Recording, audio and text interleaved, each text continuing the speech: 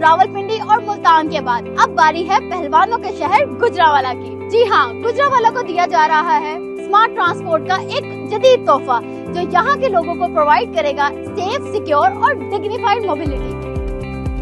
आज गुजरांवाला में वज़ीर-ए-आज़म शहबाज शरीफ और वज़ीर आला पंजाब मरीम नवाज शरीफ की जानिब से 40 इलेक्ट्रिक बसेस और SRT ट्राम का इफ्तिताह किया जाएगा, जो वज़ीर आला पंजाब मरीम नवाज शरीफ के क्लीन और ग्रीन पंजाब का अमली सबूत है। आइए गुजरांवाला के शहरियों से भी जानते हैं कि उनके क्या तासुरात हैं इस बारे में कि वज़ीर आला पंजाब मरीम नवाज शरीफ लाहौर, पिंडी और मुल्तान के बाद अब गुजरांवाला में भी मास ट्रांजिट का संग बुनियाद रखने जा रही है। ये जो इलेक्ट्रिक बसेस आ रही हैं आपके शहर में, इनमें स्टूडेंट्स के लिए बिल्कुल फ्री है, तो इसमें आपका पहले चूंकि किराया लगता होगा कॉलेज आने जाने में, तो अब तो आप बिल्कुल फ्री जा सकते हैं, तो इससे आप खुश हैं?